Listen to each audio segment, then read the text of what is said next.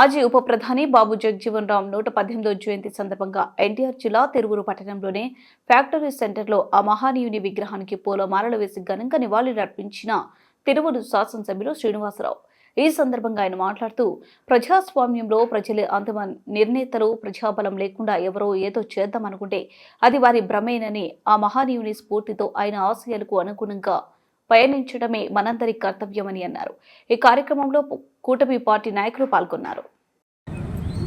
ప్రజాస్వామ్యంలో ప్రజలే అంతిమ నిర్ణేతలు, ప్రజాబలం ఎవరికి ఉంటే వాళ్ళే నాయకులు, ప్రజాబలం లేకుండా ఎవరన్నా చేద్దామంటే అది వాళ్ళ భ్రమ అని ఈ సందర్భంగా బాబు జగజ్జీవన్ రామ్ స్ఫూర్తితో ఒకసారి తెలియజేస్తూ ఆ మహనీయుడి ఆశయాల్ని కొనసాగించడానికి ప్రయత్నం చేయడమే మన ముందున్న కర్తవ్యం అని ఇప్పుడున్న అందరికీ తెలియజేస్తూ, మరి బాబు జగజ్జీవన్ రామ్ అంబేద్కర్ అన్ని రకాల ఆటుపోట్లు, అణచివేతలు, వివక్షత, అంటరానితనం ఎదుర్కొని కూడా ఆ స్థాయికి ఎలా వెళ్ళారు అంటే వాళ్ళకున్న చదువు, వాళ్ళకున్న విజ్ఞానం, వాళ్ళకున్న ఆత్మగౌరవం, అన్నిటికీ మించి వాళ్ళ మీద వాళ్ళకున్న ఆత్మవిశ్వాసం.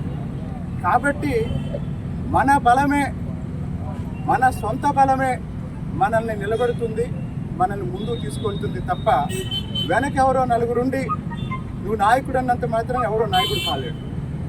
నాయకుడు అనేవాడు స్వయంగా ఎదుగుతాడు, నాయకుడు అనేవాడు ఆత్మగౌరవంతో ఎదుగుతాడు, నాయకుడు అనేవాడు ఆత్మవిశ్వాసంతో ఎదుగుతాడు.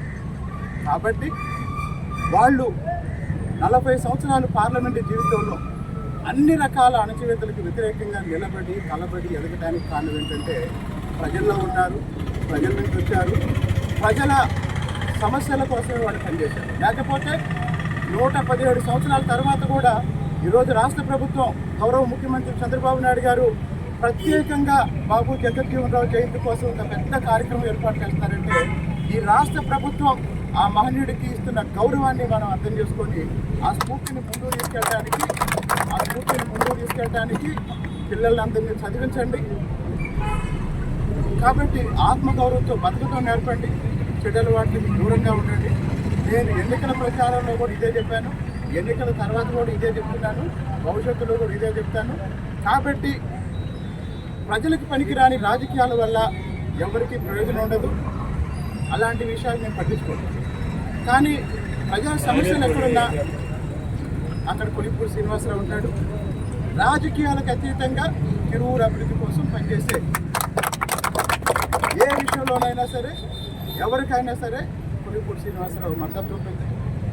ఈ సందర్భంగా మరో 10 రోజుల్లో బాబు జగజ్జీవన్ రామ్ జయంతి ఈరోజైతే 11వ తారీఖున పూలే జయంతి, 14వ తారీఖున అంబేద్కర్ జయంతి. వాస్తవానికి ఈరోజు తిరువూరులో P4 మీద